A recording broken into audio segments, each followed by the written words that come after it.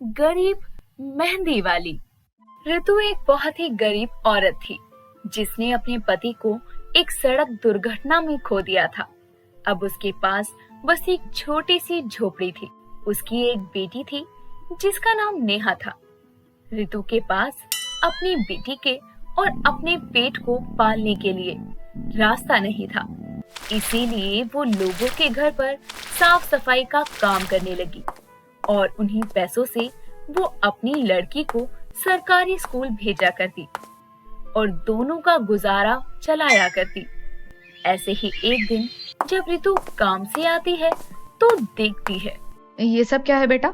मैं काम से थकी हारी आई हूँ और तुम अपने हाथों पर मेहंदी लगाकर बैठी हो। माँ, स्कूल से आने के बाद मेरे पास कोई काम नहीं था, तो मैंने आंगन में लगी मेहंदी के पौधों को पीसकर मेहंदी बनाई और उनको हाथों पर लगा लिया। ये रोज रोज मेहंदी लगाने से तुझे क्या खुशी मिलती है भगवान जाने। माँ, गुस्सा मत करो, मेरे हाथों को तो देखो, फिर मुझे डांटना।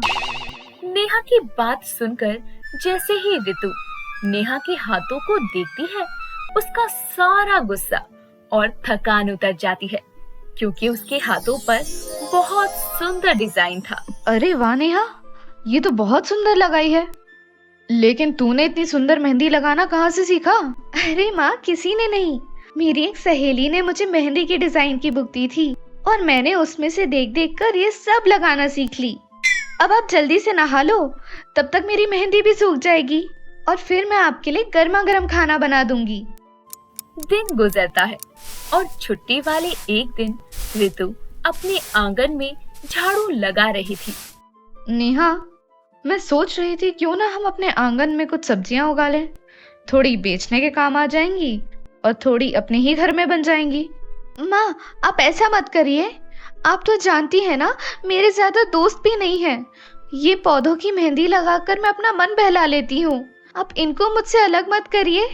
अच्छा ठीक है, मैं इस बारे में बाद में कभी सोचूंगी। माँ, आप बोलो तो मैं आपके हाथ पर भी मेहंदी लगा दूं।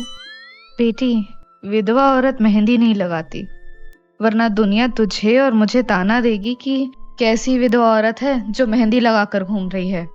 ऋतु ये बोलकर उदास मन से वहाँ से चली जाती है। नेहा भी अपनी माँ की उदासी को समझती है और उसके हाथ में पर कुछ नहीं था, तो वो कुछ नहीं कर पाती।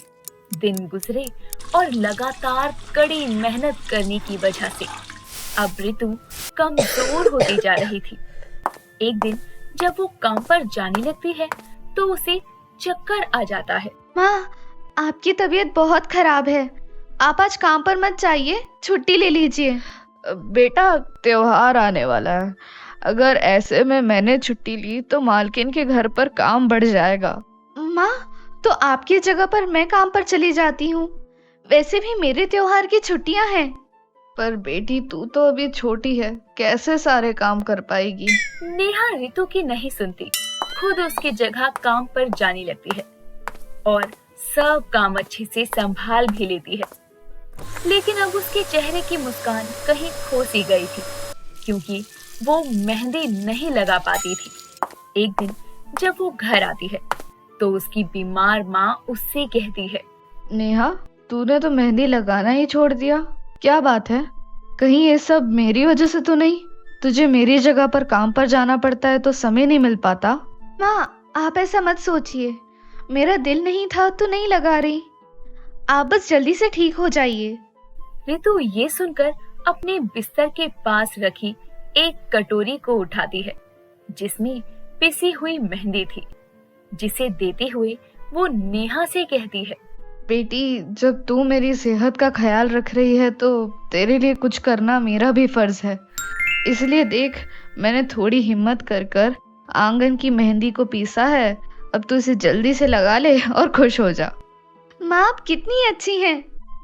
नेहा की आंखें भर आती है और अगले दिन वो सुंदर सी मेहंदी लगाकर काम पर जाती है और घर का सब काम करती है कि तभी वो देखती है कि उसकी मालकिन विभा किसी से कॉल पर बात कर रही है।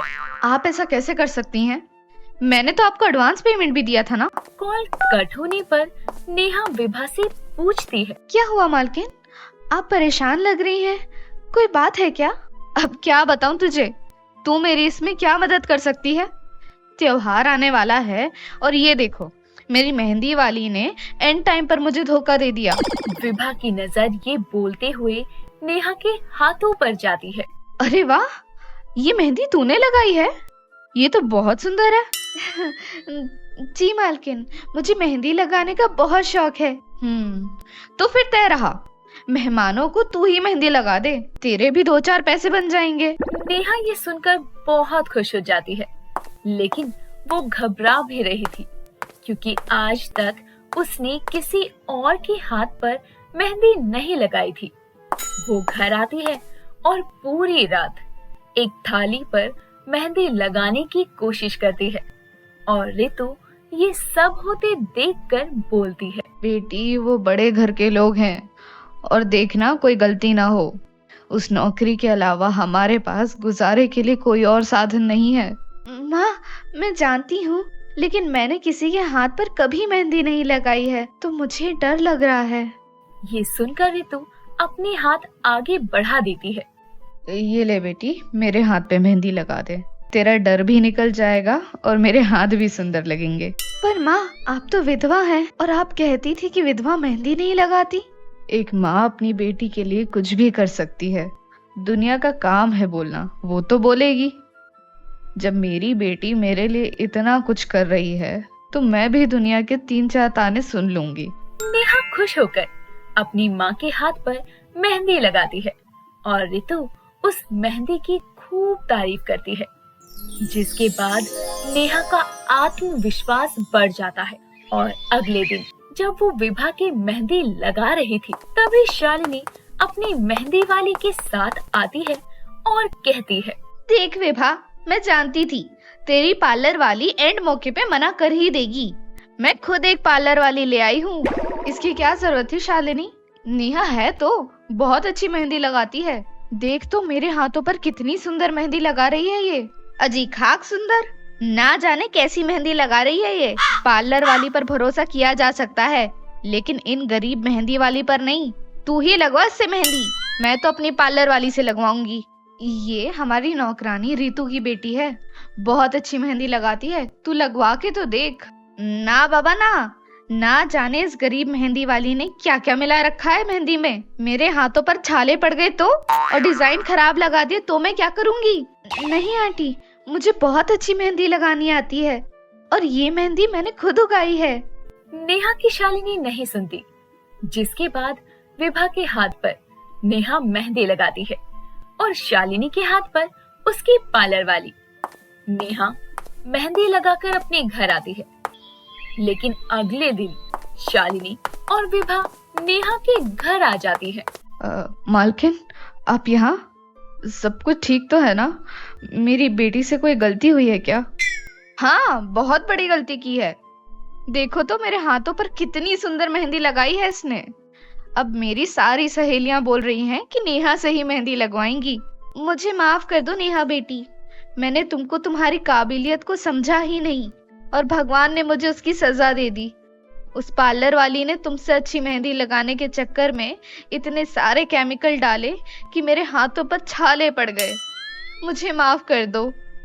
कोई बात नहीं आंटी, अगर आप मेरी पिसी हुई मेहंदी इन छालों पर लगा लेंगी तो ये घाव जल्दी भर जाएंगे।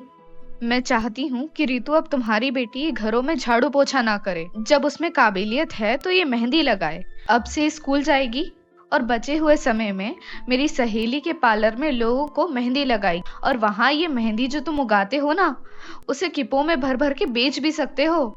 ये सुनकर माँ बेटी खुश हो जाती है। रितु ठीक होने पर अपने काम को फिर से संभाल लेती है और नेहा पढ़ाई के साथ अपनी मेहंदी पर अच्छे से ध्यान देती है। दोस्तों, इस कहानी से हमें ये जानने को मिला कि अगर आप में काबिलियत है तो ऊपर वाला आपके लिए रास्ता अपने आप खोल देगा। इसीलिए लोगों की बातों पर ध्यान मत दो और अपने लक्ष्य की तरफ बढ़ते रहो। उम्मीद है दोस्तों ये वीडियो आपको पसंद आई होगी। वीडियो पसंद आई हो तो वीडियो को लाइक करें, शेयर करें और चैनल को सब्सक्राइब करना ना भूलें।